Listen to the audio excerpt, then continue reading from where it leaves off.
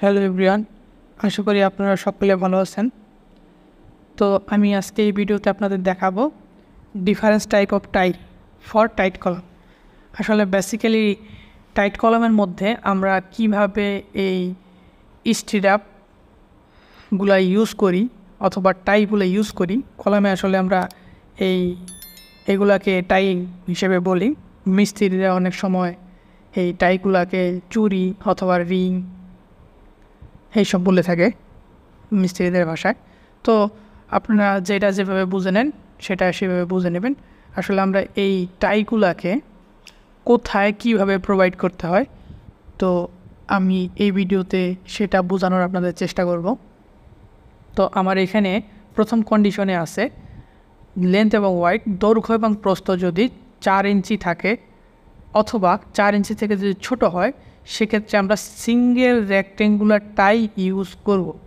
এটা হচ্ছে আমার যদি 4টা মেইন রড থাকে, সেক্ষেত্রে আমরা এই 4টা মেইন রডকে ঠিক প্লেসে রাখার জন্য আমরা এই একটা সিঙ্গেল রেক্টেঙ্গুলার টাই ইউজ করব।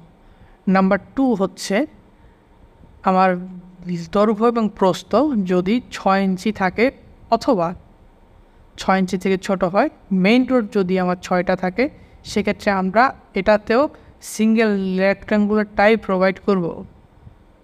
আবার 3 নম্বর কন্ডিশনে আছে দৈর্ঘ্য প্রস্থ যদি 6 ইঞ্চি থেকে বড় হয়, সেক্ষেত্রে মেইন রড যদি আমার 6টা থাকে, এখানে আমরা সিঙ্গেল রেক্ট্যাঙ্গুলার টাই ইউজ করব। এইভাবে একটা সিঙ্গেল রেক্ট্যাঙ্গুলার টাই ইউজ করব। এর পাশাপাশি একটা লিঙ্ক টাই ইউজ করব। এইভাবে একটা লিঙ্ক টাই দেব।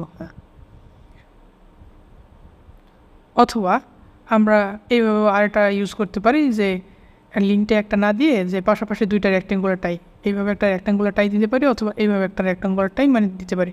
এইটা অবলিক এটা যে কোনো একটা ইউজ করতে পারি। হ্যাঁ, আর 4 নম্বর কন্ডিশনে আছে যদি দৈর্ঘ্য 6 ইঞ্চি থেকে বড় এবং প্রস্থ যদি আমাদের 6 ইঞ্চি থেকে ছোটো হয়, লেন্থ 6 ইঞ্চি থেকে বড়, ওয়াইড যদি 6 ইঞ্চি থেকে ছোট হয়, সেক্ষেত্রে আমার মেইন রড যদি 6টা থাকে, আমরা 2টা রেক্ট্যাঙ্গুলার টাইপ প্রোভাইড করবো। এইভাবে একটা রেক্ট্যাঙ্গুলার টাইপ প্রোভাইড করবো, এইভাবে একটা রেক্ট্যাঙ্গুলার টাইপ প্রোভাইড করব। আর 5 নম্বর কন্ডিশনে বলা হয়েছে দৈর্ঘ্য এবং প্রস্থ যদি 6 ইঞ্চি থেকে বড় হয়, মেইন রড যদি আমার 8টা থাকে, সেক্ষেত্রে আমরা একটা রেক্ট্যাঙ্গুলার টাই ইউজ করব। পাশাপাশি আমরা 2টা অল্টারনেট করে 2টা লিঙ্কটা ইউজ করবো। এইভাবে একটা লিঙ্কটা ইউজ করব আর এইভাবে একটা লিঙ্কটা ইউজ করব। তারপরে আমার 6 নম্বর কন্ডিশনে বলছে লেন্থ এবং ওয়াইড যদি আমার 150 mm অথবা 6 ইঞ্চি থেকে বড় হয়, মেইন রড যদি আমার 8টা থাকে, তাহলে আমাদের রেক্ট্যাঙ্গুলার টাই একটা ইউজ করব। আমরা এইভাবে একটা রেক্ট্যাঙ্গুলার টাই ইউজ করব। পাশাপাশি একটা 45 ডিগ্রি ইনক্লাইন্ড অ্যাঙ্গেলে আমরা আরেকটা রেক্ট্যাঙ্গুলার টাই ইউজ করব। তারপর হচ্ছে আমার 7 নম্বর কন্ডিশনে বলা আছে যে দৈর্ঘ্য যদি 9 ইঞ্চি এবং প্রস্থ যদি 6 ইঞ্চি থেকে বড় হয়, দৈর্ঘ্য 9 ইঞ্চি থেকে বড়, প্রস্থ 6 ইঞ্চি থেকে বড়। হ্যাঁ, সেক্ষেত্রে আমার যদি মেইন রড 10টা থাকে, সেক্ষেত্রে আমরা 3টা রেক্ট্যাঙ্গুলার টাই ইউজ করবো। একটা হচ্ছে এইভাবে একটা রেক্ট্যাঙ্গুলার টাই ইউজ করব, আরেকটা এইভাবে একটা রেক্ট্যাঙ্গুলার টাই ইউজ করব, আরেকটা এইভাবে আরেকটা রেক্ট্যাঙ্গুলার টাই ইউজ করব। আর 8 নম্বর কন্ডিশনে বলা হয়েছে যে লেন্থ যদি আমার 9 ইঞ্চি থেকে বড় এবং প্রস্থ যদি আমার 6 ইঞ্চি থেকে বড় হয়, সেক্ষেত্রে আমার 10টা মেইন রড থাকে, আমরা 2টা রেক্ট্যাঙ্গুলার টাই ইউজ করব। একটা আউটসাইড দিয়ে একটা রেক্ট্যাঙ্গুলার টাই আর মাঝখানে 4টা রড একটা রেক্ট্যাঙ্গুলার টাই, আরও সাথে একটা হেক্সাগোনাল টাইপ টাই ইউজ করব। এইভাবে একটা হেক্সাগোনাল টাইপ টাই ইউজ করব।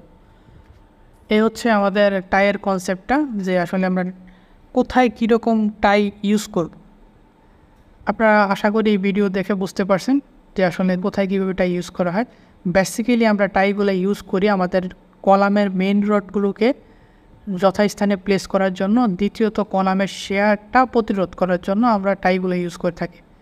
তো এই ভিডিও থেকে আপনারা হয়তো কিছুটা কনসেপ্ট ক্লিয়ার হয়েছে। যদি আমার ভিডিও থেকে আপনারা কিছুটা উপকৃত হন, অবশ্যই আমার চ্যানেলটা সাবস্ক্রাইব করবেন আর লাইক কমেন্ট শেয়ার করে আমার সাথেই থাকবেন। ধন্যবাদ সবাইকে।